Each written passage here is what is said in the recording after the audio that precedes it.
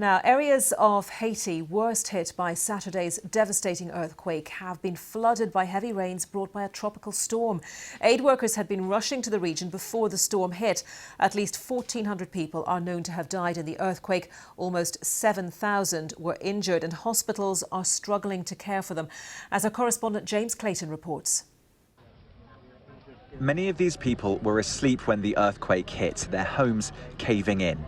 It's hard enough to treat survivors of any natural disaster, but when the hospitals themselves are under fear of collapse, it makes it all the more difficult. Well, this hospital is simply too unsafe to have people stay inside, so they brought everyone outside here and they've tried to place them under trees, under tents, to try and keep them a little bit cooler and out of the hot sun. But what you're seeing here is 48 hours after the quake. The doctors have run out of painkillers, they've run out of antibiotics, and there are major concerns about things like infection. Elsie had just woken up when the earthquake hit. Her son has a serious compound fracture and needs to be taken to the airport to be lifted out. Seeing him in such pain is overwhelming. There simply aren't enough facilities to treat people in this remote part of the country.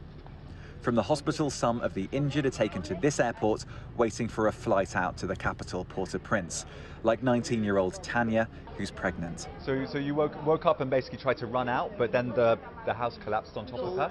She says her leg hurts and she has abdominal pain. Most of the hospitals here are in need of the basics. IV solutions, bandages, medications, including antibiotics and pain management medications. They're in the same situation where they've run out. Overall, it's dire.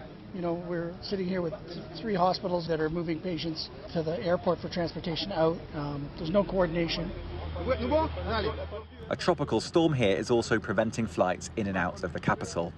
The people here need help, but at the moment, not enough is coming. James Clayton, BBC News, Le Cai.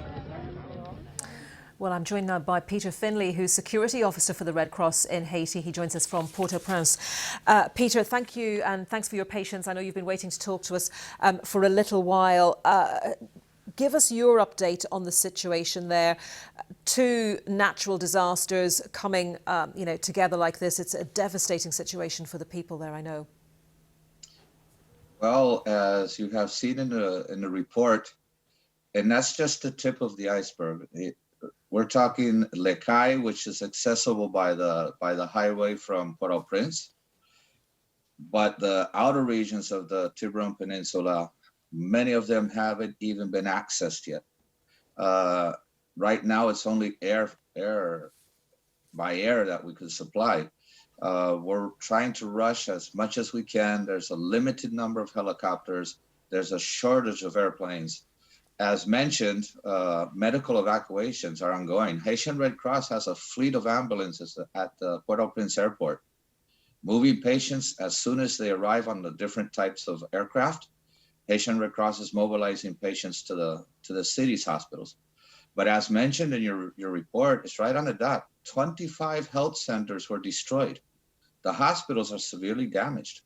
They need medical supplies, and it's difficult to get them there. Le Cai was the city that was hit hard, but you have dozens of smaller villages up in the mountains.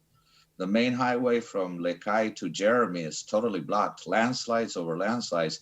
And with this rainstorm, this tropical depression that has dumped immense quantities of rain during the night and yesterday afternoon, the landslides are just getting worse.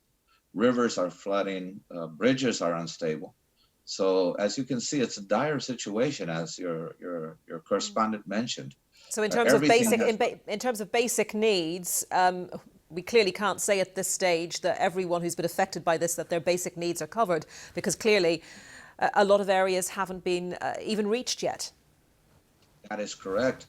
We're trying to set up an operation to supply health, medical attention, water, sanitation, hygiene, shelter, all of this amongst the COVID epidemic, which makes incoming aid workers extra time to get in. Remember, in 2010, you got off the plane and you were in the middle of the disaster. Now you have to go through a series of health barriers to just get into the country. And when you're in the country, you make a line to get on an aircraft to get to the area. Now there's a security situation in some parts of the main road to Lecay, and that's another consideration. So it's just a very complicated humanitarian crisis that has been exacerbated by the storm. So Peter, thank you very much for talking to us, and good luck to you and your colleagues in the work that you're doing there. Peter Finlay with the Red Cross in Haiti.